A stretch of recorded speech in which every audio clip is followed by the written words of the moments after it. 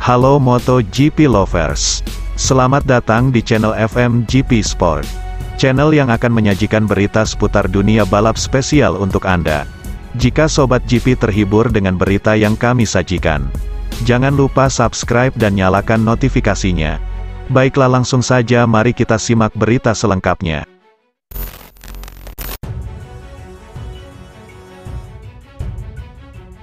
Test rider tim Repsol Honda, Stefan Bradl, meyakini teknisi Honda memahami apa yang harus diperbaiki untuk memastikan RC213V dapat kembali kompetitif.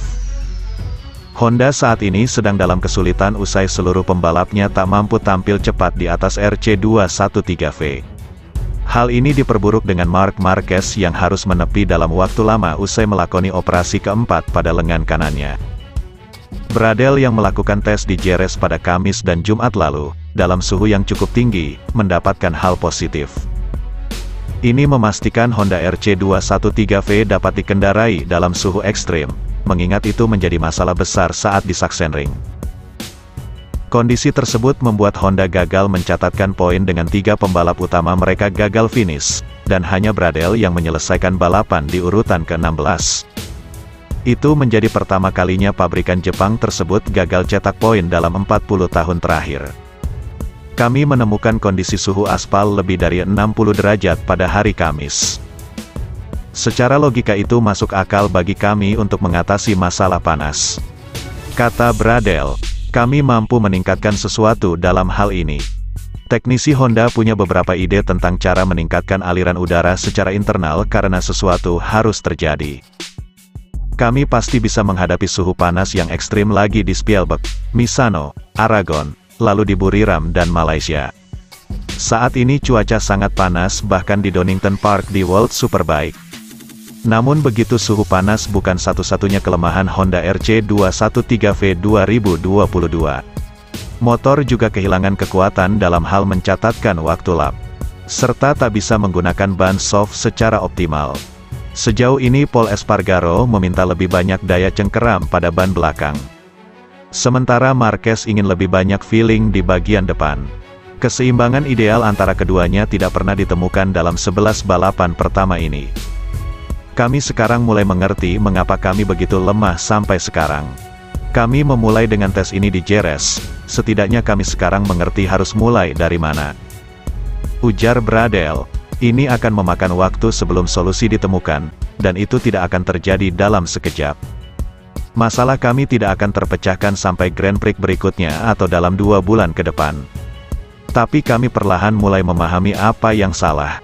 Ada bagian serius di area sasis yang perlu diubah. Tapi itu bisa dilakukan. Saya pikir kami akan melihat lebih banyak pembaruan tentang itu musim ini.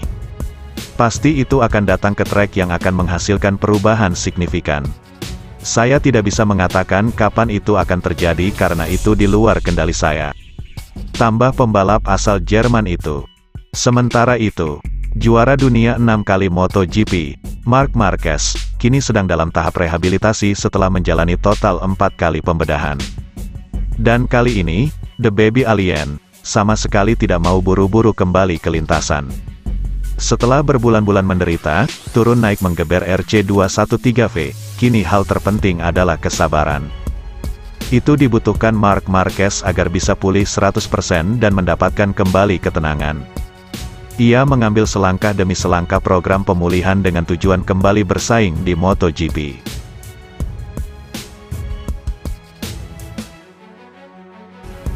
Sobat GP jangan kemana-mana, karena setelah ini masih ada berita menarik lainnya.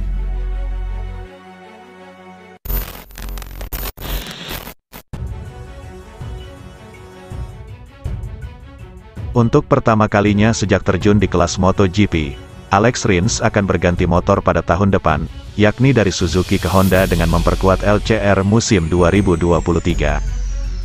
Pemenang 3 kali Grand Prix kelas Premier Alex Rins akhirnya resmi berlabuh di LCR usai menandatangani kontrak berdurasi 2 tahun mulai MotoGP 2023. Keputusan mengejutkan Suzuki untuk mundur dari MotoGP akhir musim 2022 sontak mengguncang pasar pembalap. Pasalnya itu otomatis membuat dua rider Alex Rins dan Joan Mir masuk ke daftar tersebut. Mir Santer dikabarkan bakal menjadi rekan setim Marc Marquez di tim pabrikan Repsol Honda. Sedangkan Rins dikaitkan dengan sejumlah tim. Di antaranya KTM, RNF Racing yang beralih dari Yamaha ke Aprilia, dan Gresini Racing Ducati. Tetapi belakangan opsi Spaniard mengerucut menjadi Gresini dengan mengendarai Ducati Desmosedici Spec 2022, atau mesin pabrikan Honda RC213V di LCR. Dari beberapa opsi tersebut, Alex Rins akhirnya menjatuhkan pilihan yang kedua. Dan saat MotoGP masih menjalani libur musim panas 5 pekan, kedua pihak meresmikan kerjasama pada Selasa, tanggal 19 Juli tahun 2022. Saya senang mengumumkan bahwa Alex Rins akan menjadi pembalap LCR Honda Castrol pada 2023. Kami baru selesai menandatangani kontrak ketiga pihak, jadi kami akhirnya dapat mengumumkannya, ujar manajer LCR Honda Lucio Cecchinello dalam rilis tim. Ia meyakini pengalaman Rins selama 5 musim di kelas Premier, di mana pencapaian terbaik sang rider adalah peringkat ketiga musim 2020, akan berguna untuk membantu LCR terus berprogres sebagai tim. Rins pembalap berpengalaman, cepat dan peraih podium. Kekayaan pengalaman ini plus kemampuan Rins memberi saran tepat kepada teknisinya. Seperti yang saya dengar pasti akan membantu kami meningkatkan paket motor kami, imbuh Cecchinello. Di LCR Alex Rins akan mendapat mesin yang serupa dengan skuad pabrikan Honda, yang akan diperkuat Marquez dan rekan setimnya di Suzuki selama 4 musim terakhir Joan Mir. Saya sangat senang bergabung ke LCR Honda Team. Berganti tim dan motor adalah tantangan, tetapi saya siap memberikan 100% dan mengeluarkan semuanya yang telah saya pelajari selama saya di MotoGP saat berlatih, ujar Rins.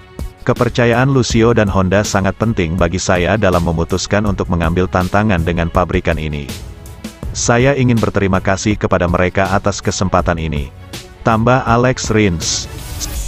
Seperti yang diketahui, Alex Rins memulai debutnya di kelas utama kejuaraan dunia balap motor Grand Prix pada 2017 lalu, usai melalui periode sukses di kategori Moto3 2012 hingga 2014 dan Moto2 2015 hingga 2016. Pembalap 26 tahun tersebut langsung memperkuat Suzuki di tahun pertama dalam MotoGP. Sejak itu karirnya berprogres, finish di peringkat keempat dengan raihan 2 kemenangan pada 2019. Lalu menutup musim di urutan ketiga klasemen musim 2020.